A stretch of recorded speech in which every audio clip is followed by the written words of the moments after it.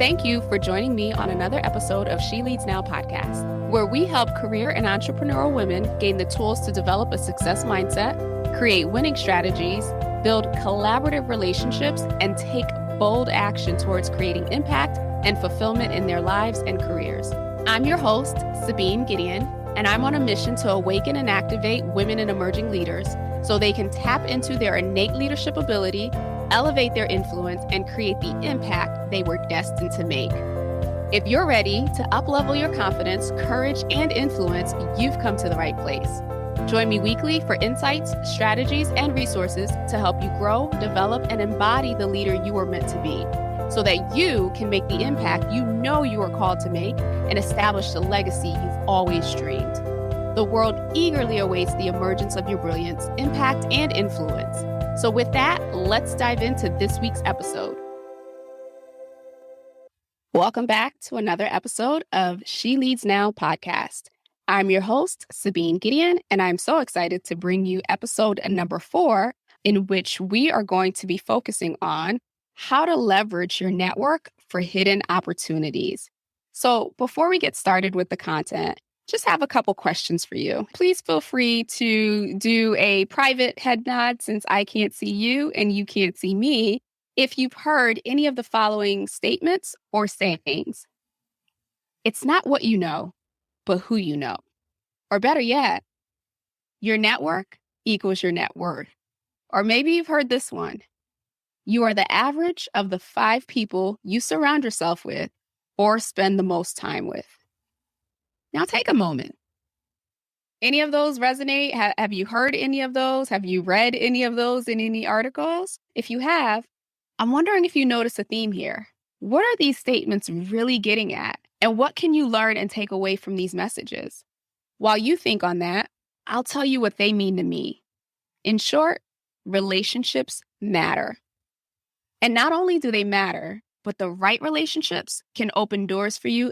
So how do you go about building these meaningful connections that lead to opportunities? Well, I am glad you asked, even though technically you didn't, but I'm going to assume that you asked.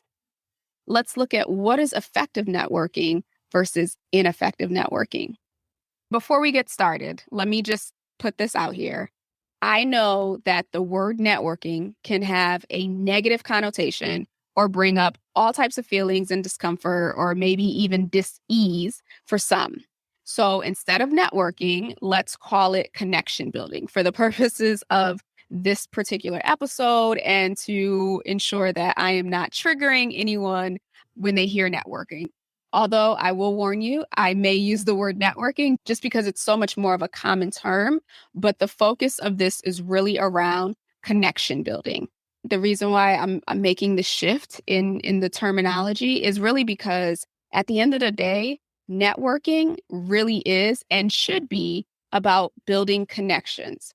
When it comes to networking specifically, we're taught at some point that you should have the 60-second elevator speech that you can say really quickly to introduce yourself as it relates to what you do, as it relates to your skills or your business, when you attend a networking event or when you meet someone in the elevator or whatever, right? When we think about connection building or building connections, it goes far beyond a 60-second elevator speech. Or for my business owners who were taught the formula of I help X do Y so that they can do Z, that's not what we're talking about today. We're not talking about the 60-second elevator speech, and we're not talking about your niche statement or who you help statement. What I'm referring to requires intentionality, commitment, and consistency. So piggybacking off of the previous episodes around career transitions, imagine you're at that place where you're thinking about shifting into something completely different, but not sure where to start or even if it's 100% right for you. Sure, you could Google it, and I highly recommend Googling and researching what others have to say or have written about the field. But how much more helpful or powerful would it be if you could reach out to someone in your network doing the job or working in that field to learn about their journey, lessons learned, pitfalls, growth opportunities, etc. And better yet, what if said person had other connections or influence over decision makers that could either one, get you an informational interview, or two, get you an actual interview for the opportunity that you were considering. That's literally hours worth of research or even months saved from you having to feel like you have to get a certificate or additional training. Not that anything is wrong with these. However, in this particular case, when you're looking to make this move, if it's something you haven't done before, we can fall into the trap of thinking that I got to get certified, I got to get all this credibility before I can even be looked at or considered for an opportunity. And what I'm presenting to you here is no, you don't. You can build the right network and build the right connections that could help you bypass that. Now, if you want to get the certifications, if you want to do all that, by all means, please do that. Self-development, I'm all for that. I am here for it. But this is to shatter that belief that sometimes we have that in order to do something new, we have to put in all this extra work ahead of time just to qualify for it. So going back and thinking about our scenario, can you imagine how much different your life would be if when you needed something, all you had to do was pick up the phone or send an email and a new connection, some advice, some direction would be made available to you? And so as you sit with that, imagine life without the hustle. Imagine not having to, put in hours, months, whatever, years of research and hard work to prove yourself. That literally you could pick up the phone or, like I said, send an email and get access to the information or the people that you need. How much more different would your life be? How much easier would things be for you? How much more willing would you be to make changes or to take the leap if you knew that you had that level of support backing you? Well, friends, that is literally the power of building connections intentionally and consistently.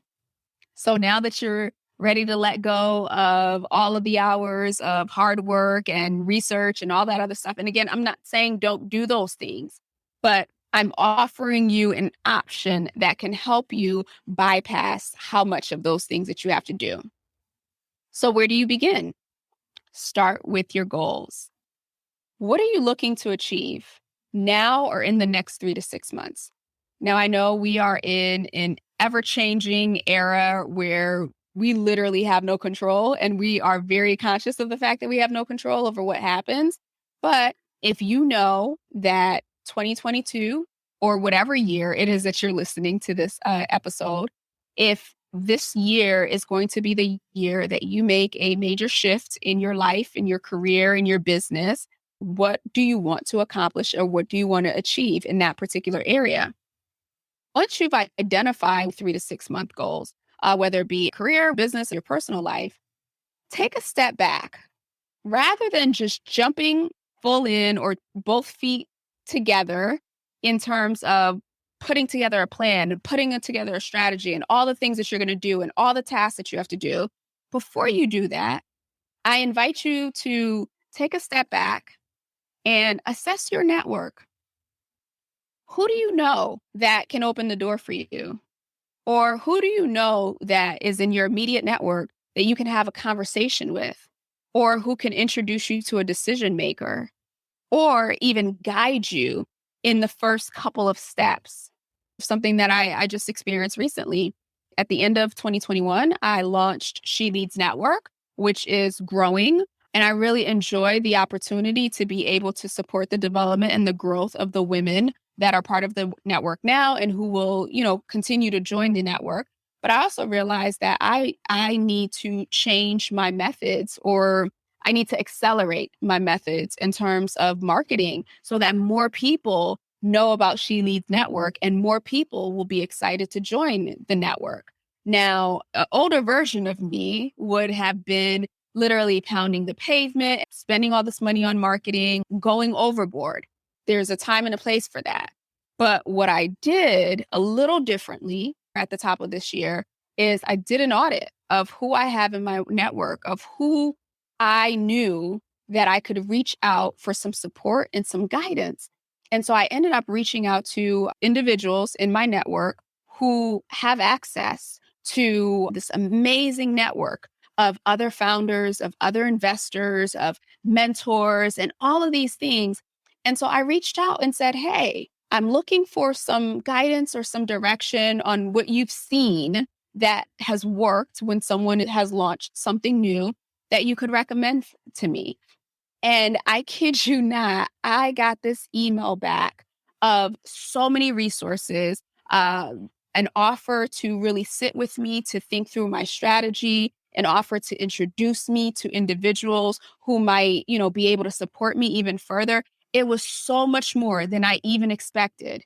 But had I just gone in with the mindset of, oh my gosh, I got to ramp up my marketing, I got to do this, I got to do that, I would have lost out on the opportunity to get exposed or to gain access to their entire network. So hopefully that example brings it to life of why I think it's so important that we leverage our network in addition to doing the work. So set your goals, as I did with She Leads Network.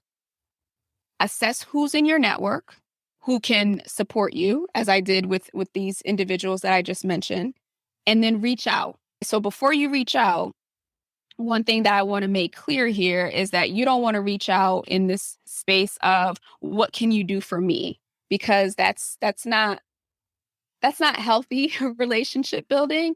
And really, people don't respond as well to that. While people may be very well meaning and they want to help you, you want to approach individuals when you're looking for something like this with what's in it for them. What do they have on their plates? What are their priorities? Have they shifted gears? Maybe what you knew them for, or what they did when you first met them, or when you first came into relationship with them is completely different. Have they moved? Have they started a family? What can you find out ahead of time to build some rapport so that when you reach out, it's not just, hey, help me. It's more so, hey, I see that you've experienced this. Congratulations. Or I read about you in this article. It's so amazing the things that you're doing. So you build rapport and you really show them that you have an interest in them. And then you can prepare something ahead of time based on your research. What do you have to give to them? Or what are you willing to offer? I'm a very big advocate for, you know, whenever you have an ask, you better make sure that you have a give as well. And so I'll say that again, whenever you have an ask, whether that is of your network, whoever it is, make sure that you also have a give. So if you've taken the time and you've done some research, you've identified, hey, this is what they're working on, this is what they're focused on, these are some of the changes that they've experienced, you can then take that information and think through, well, how can I support them? How can I help them? And maybe at first, you may not have something that comes immediately to mind. But as you start the conversation of, hey, I noticed this, or it looks like you've shifted into this, tell me more about that. You invite them, or you create the space for them to tell you a little bit more about what's going on behind the scenes and ways that you could potentially connect and support them. The next step would be connecting, actually connecting. And again, you make the conversation about them, listen to what's going on in their life, listen to what's new, ask questions, come at it from a place of curiosity to get a better idea of what they're working on or might be thinking about tackling next. As you listen, take notes. Who do you know that might be able to help them based on what you've heard? So again, you're going in from this place of, I am here to support you just as much as I am here to ask of your support of me. Once you've connected, once you've gained some better understanding of what their priorities are or how you may be able to support with a give, then you make your ask. At that point, this is pretty self-explanatory, right? You've identified what your goals are. You've identified how they could potentially help you. You've done the research to understand how you could potentially help them. Now is the opportunity to make your specific ask. And guess what?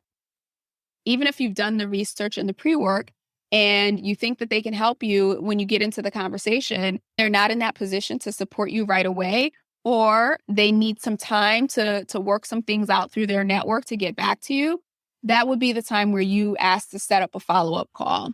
This would be the date when you reach back out to check in. I'll use my example. Let's just say when I reached out to my network for the support that I mentioned earlier, they didn't have a list of people that they could immediately recommend me to, or they needed time to get resources together. My response would have been, thank you so much. I really appreciate you looking into this for me. What is a great date for me to follow back up with you?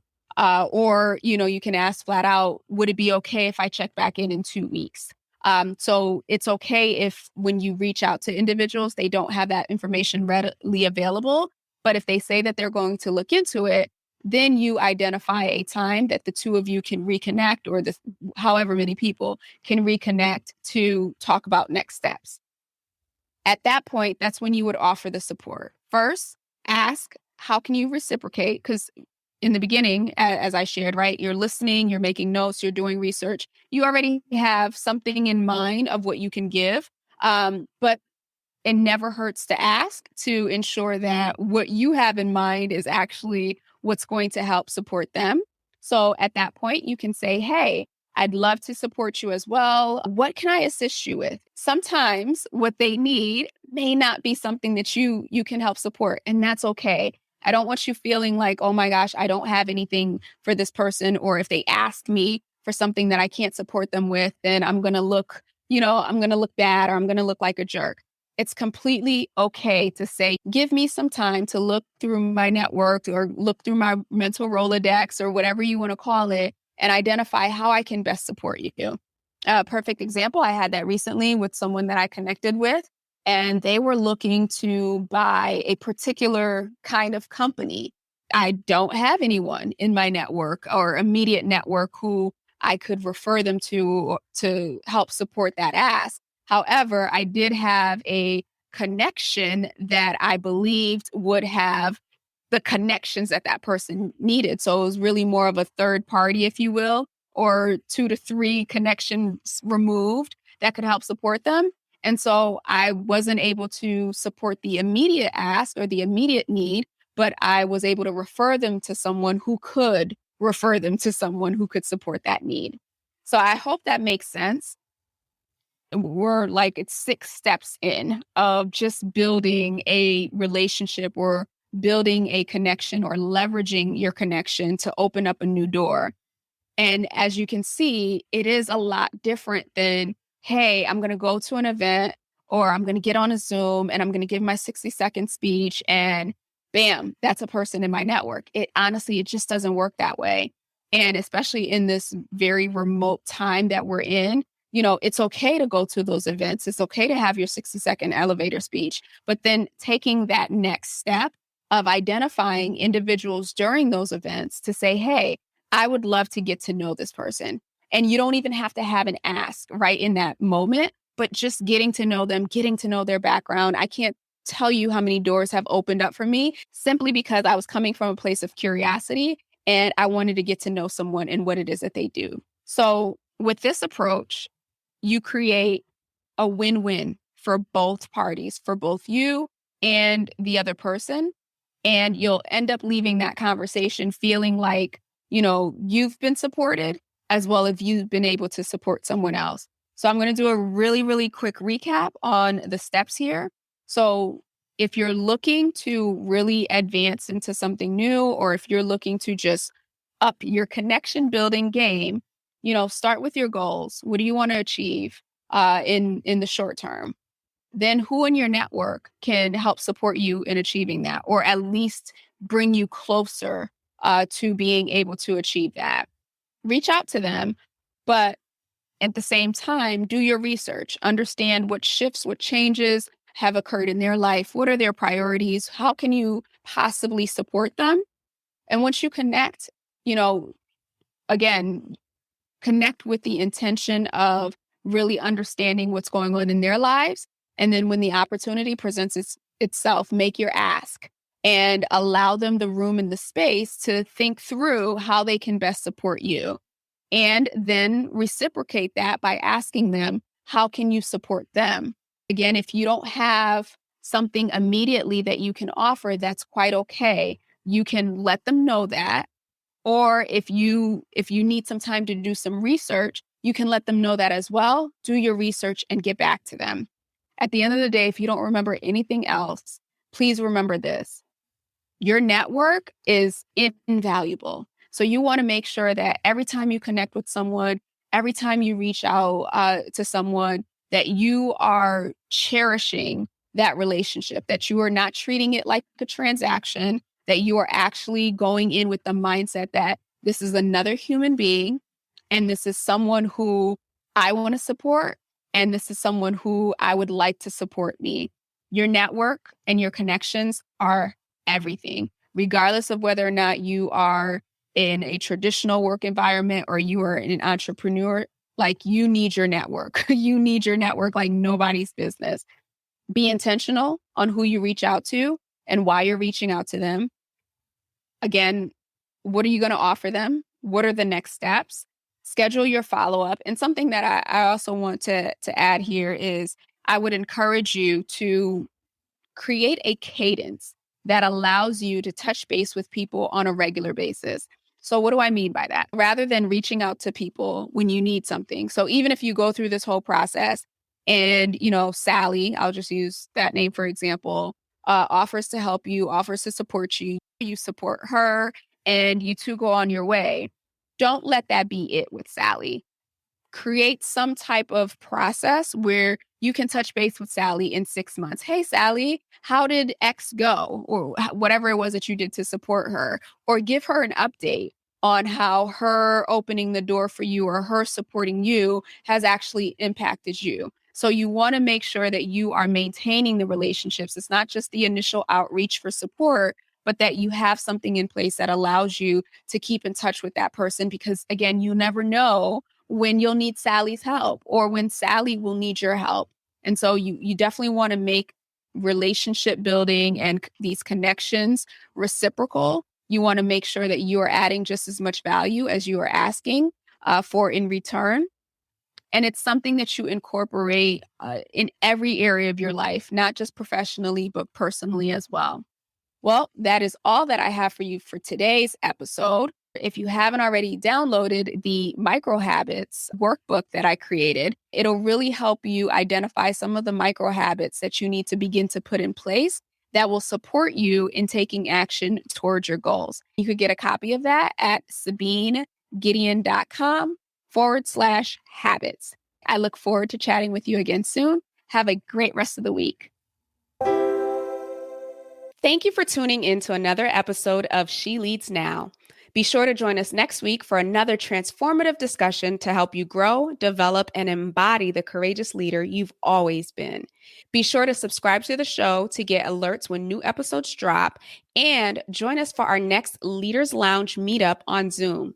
Details and dates for future sessions are included in the show notes below, so take a look there or head over to sabinegedeon.com/lounge to register and hold your spot for the next session.